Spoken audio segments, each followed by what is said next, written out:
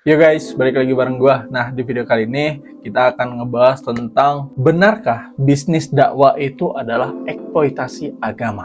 Nah, kenapa pertanyaan ini muncul ya? Karena gua melihat ya fenomena di media sosial ya, banyak yang posting ataupun konten kreator banyak yang meng-up para pendakwah yang ada di Indonesia ini punya fasilitas mewah, kayak mobil mewah dan juga rumah mewah dan semacamnya ya. Nah, apakah para pendakwah ini itu membisniskan dakwah mereka atau mereka itu berbisnis dengan melibatkan agama ataupun dengan melibatkan dakwanya? Dan apakah boleh bisnis sambil berdakwah? Oke, mungkin kita masuk dulu ya ke kontroversi dari kasus-kasus para pendakwah ataupun ustadz-ustadz yang pernah diberitakan. Nah, yang pertama kalian masih ingat kan, Ustadz Yusuf Mansur, dan dengan bisnisnya itu bisnis PayTrend. Nah, jadi Ustadz Yusuf Mansur ini itu kan memang dikenal sebagai pendakwah ya, yang juga menjalankan bisnis. Salah satunya itu bisnisnya itu PayTrend. Nah, namun ia sempat tersandung kasus dugaan investasi bodong karena banyak jamaah yang merasa tidak mendapatkan keuntungan seperti yang dijanjikan.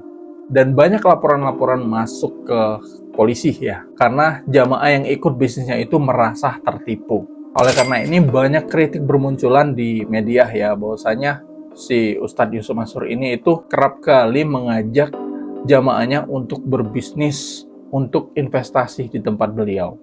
Nah, yang kedua ada kontroversi yang pernah diberitakan juga ya, tentang salah satu pendakwah di Indonesia ya, pendakwah muda itu Ustadz Hanan Hataki dengan bisnisnya yaitu dakwah digital berbayar ya. Nah, Ustadz Hanan Hataki ini kan memang beliau itu terkenal ya di kalangan anak muda. Nah, oleh sebab itu beliau ini pernah dikritik karena beliau menyediakan kajian eksklusif secara berbayar. Dan ini gue merakum ya, ada komentar dari pihak-pihak tertentu ya. Mereka menilai bahwasanya dakwah itu seharusnya gratis dan bisa diakses semua orang, bukan hanya mereka yang mampu membayar aja. Nah, ini gue nggak tahu juga nih hukumnya gimana ya. Kalau ini kan sudah memang dakwanya itu sudah dijadikan sebagai bisnis ya, bisnis digital. Jadi ini semacam produk kelas online ya, belajar agama. Nah, ini gue nggak tahu hukumnya ya. Cuman kalau menurut gue secara pribadi ya, kalau misalnya itu tuh sejenis kelas online ya, pelatihan online untuk belajar misalnya menguasai bahasa Arab, untuk belajar misalnya mengaji ya, untuk belajar misalnya memahami keislaman lebih dalam lagi. Kalau menurut gue itu nggak masalah sih, ya nggak apa-apa. Kalau menurut gue ya, karena gue kan juga pembisnis online ya, jadi gue memahami kenapa harus berbayar. Jadi kalau misalnya kita itu memberikan gratis ya, terkadang ada orang-orang yang itu tuh dia masuk ke komunitas kita itu untuk mengacau, untuk mengambil market yang sudah ada di dalam grup kita. Dan juga kerap kali orang yang masuk itu berniat untuk menipu. Nah, oleh sebab itulah para pebisnis yang termasuk gua ya, itu membuat kelasnya itu menjadi berbayar supaya tidak ada orang-orang seperti itu. Orang-orang yang masuk dan berniat untuk mengacau, untuk menipu, untuk mengambil market kita, untuk menjelek-jelekan nama kita ya. Nah, itu kita menghindari, kalau dari sisi pebisnis ya, kita menghindari hal tersebut. Itulah alasan kenapa kita bikin berbayar. Itu dalam konteks bisnis online ya, bukan dakwah ya. Nah, kemungkinan Ustadz Hanan Hataki ini membuat dakwah seperti ini itu karena ya dakwah berbayar ini karena untuk menghindari orang-orang seperti itu. Jadi yang memang benar-benar niat untuk belajar. Cuman kalau secara hukumnya gue nggak tahu ya. Nah, kemudian ada juga nih Ustadz Abdul Somad dan isu tarif ceramah. Jadi Ustadz Abdul Somad ini kan pernah dikabarkan itu memasang tarif tinggi untuk ceramahnya yang kemudian menuai kontroversi. Namun, saat itu Ustadz Abdul Somad ini membantah dan menyatakan bahwa tarif yang disebutkan bukan permintaan pribadi, melainkan biaya operasional tim. Ini sumbernya gue dapatin dari Kompas Tribun 2019 ya. Nah, itu juga ya. Terkadang kita tuh nggak bisa menyalahkan ulamanya ya. Kalau misal ada yang memasang tarifnya, itu biasanya tim ya. Tim yang memasang tarifnya ya. Karena kan kalau misalnya gratis ya gue rasa susah juga ulama untuk ceramah ya kalau misalnya gratis terus ya, kecuali disupport sama pemerintah untuk mereka ini berdakwah. Nah, kalau misalnya nggak ada yang support kan susah ya. Makanya para ulama ini itu memasang tarif ya. Dan itu pun yang memasang tarifnya juga timnya terkadang itu. Karena timnya butuh digaji. Dan untuk menyelesaikan acara-acara, untuk menjalankan acara-acara tersebut tuh nggak bisa kalau nggak ada uang ya. Oleh sebab itu kalau gue secara pribadi nggak masalah sih pasang tarif, tapi jangan terlalu ketinggian. Nah itu salah satu kontroversi yang pernah diberitakan ya Ustadz Abdul Somad. Kemudian ada juga nih yang pernah diberitakan ya, bisnis produk Islami dan endorsement Ustadz. Jadi kemarin tuh banyak beberapa pendakwah ya, pendakwah ternama itu diketahui menerima bayaran untuk mempromosikan produk Islami seperti herbal, gamis, dan suplemen kesehatan. Nah, kritik ini tuh muncul ketika ada produk yang ternyata kurang berkualitas atau bahkan hoax. Sementara Ustadz tetap mempromosikannya dengan embel-embel Islami. Oleh sebab itulah kritik ini tuh muncul ya. Dan kalau secara hukum Islamnya gue nggak tahu ya, gue nggak paham apakah Ustadz dan ulama ini itu diperbolehkan untuk menerima endorse. Gue nggak tahu ya. Karena kan sebenarnya Ustadz ataupun para pendakwa ini kan itu tuh bukan profesi ya. Tapi kalau misalnya itu tuh dijadiin profesi, gue nggak tahu juga ya hukumnya gimana. Mungkin buat lu yang tahu bisa komentar ya. Kemudian ada juga fenomena dai selebritis dan komersialisasi dakwah. Nah, kenapa berita ini tuh naik ya? Itu karena banyak para pendakwah yang namanya tuh cukup terkenal ya, yang sering menonjolkan gaya hidup mewah dan juga menampilkan bisnis travel umrohnya, serta menjual kelas-kelas eksklusif untuk ceramah agama. Oleh karena itu, banyak pihak yang menilai bahwa dakwah sudah berubah menjadi ajang bisnis, bukan lagi sebagai ibadah. Ini sumbernya gue ambil dari BBC Indonesia ya, Vice 2022. Nah, oleh sebab itu timbul pertanyaan, bisnis di dalam dakwah itu masih dalam batas wajar atau sudah masuk ke eksploitasi agama? Oke nih, gue udah ngerangkum ya dari sisi perspektif Islam tentang mencari nafkah dari ilmu agama. Nah, dalam Islam itu bisnis di dalam dakwah dapat dianggap wajar jika memenuhi prinsip-prinsip syariah, namun bisa menjadi eksploitasi agama jika disalahgunakan untuk kepentingan pribadi. Yang pertama, bisnis dalam dakwah yang dibenarkan oleh Islam ya. Jadi, Islam tidak melarang sebenarnya pendakwa mencari nafkah, tetapi ada batasan. Nah, ini berdasarkan hadis Nabi Muhammad SAW ya. Sebaik-baik usaha adalah usaha seseorang dari hasil tangannya sendiri. Dan setiap jual beli harus dilakukan dengan cara yang baik.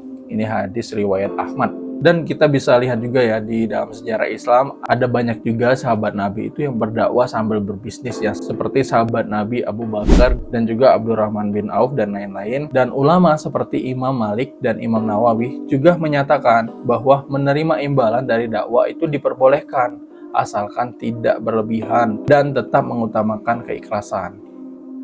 Ini sumbernya gue ambil dari fikih dakwah dan etika berdakwah ya, dari tulisan Prof. Dr. Abdul Fattah dan juga hadis riwayat Ahmad. Kemudian batasan bisnis dakwah agar tidak menjadi eksploitasi agama. Jadi ini batasannya ya, Islam tuh melarang mencari keuntungan dari agama secara berlebihan.